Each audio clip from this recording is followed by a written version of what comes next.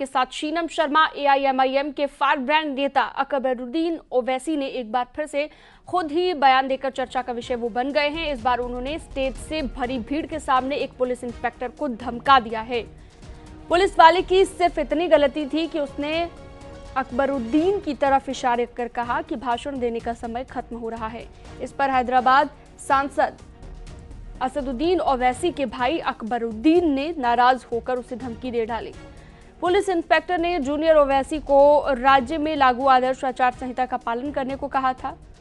Police अधिकारी ने कहा कि उन्हें अब अपना भाषण रोकना चाहिए क्योंकि वो आदर्श आचार संहिता के तहत तय की गई समय सीमा को पार कर चुके हैं। इस पर हैदराबाद में जनसभा को संबोधित कर रहे ओवैसी ने पुलिस अधिकारी को वेन्यू से जाने तक को कह दिया।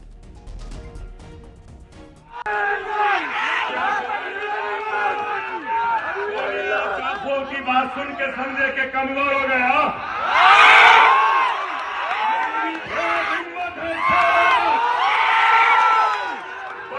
के ठहरे 5 मिनट अभी बोलूंगा 5 मिनट। कोई मार का लाल पैदा नहीं हुआ मुझे। चलिए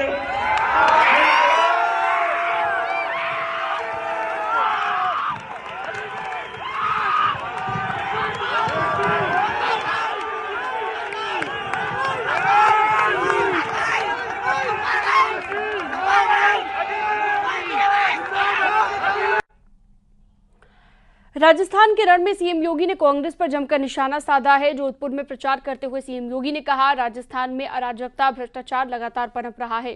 कांग्रेस सरकार में अलगाववाद रहा, लगातार दंगे हुए। वहीं पीएम मोदी के नेतृत्व में देश की सीमा सुरक्षित है। ये नया भारत है, ये न छेड़ता है न छोड़ता है। कांग्रेस ने समस्या दी, मोदी जी ने समाधान दिया। कांग्रेस तुष्टीकरण की राजनीति करती है, केवल बीजेपी सरकार में आस्था का सम्मान है। हमारा नारा था रामलला आएंगे मंदिर बनाएंगे। कांग्रेस के लोग हमारे नारे पर हंसते थे, हमें विश्वास था कि हम मंदिर बनाकर रहेंगे। आज राम मंदिर का भव्य निर्माण हो रहा है। 22 जनवरी को पीएम मोदी उद्घाटन करेंगे।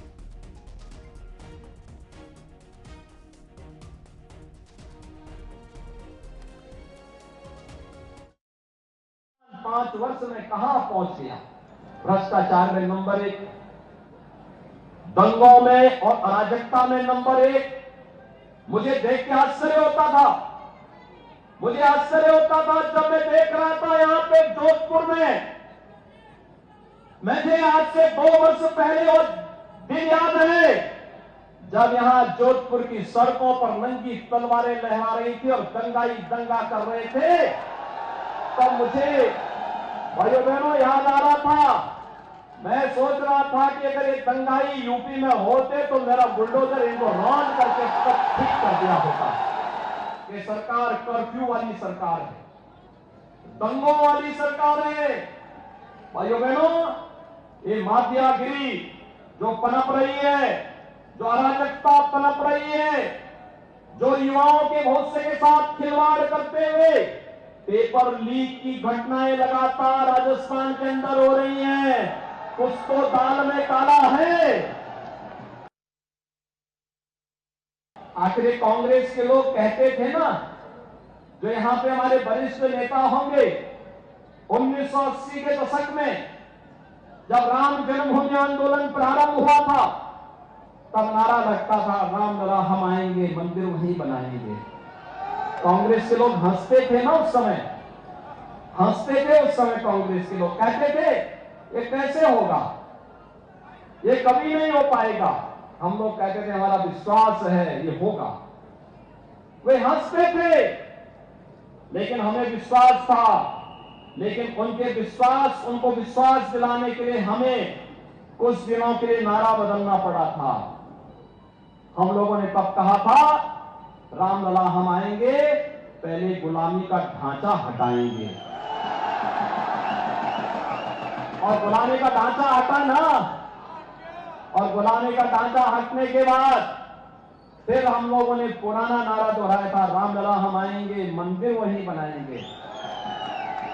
आप मुझे बताओ इनमें से यहां पे कितने लोग हैं जिनको विश्वास है कि अयोध्या में राम मंदिर का निर्माण हो रहा है? पूरा जोधपुर ही। और मुझे बताओ, 22 जनवरी 2024 को प्रधानमंत्री मोदी जी के कर कमलों से 500 वर्षों के बाद रामलला अपने भव्य मंदिर में विराजमान होंगे।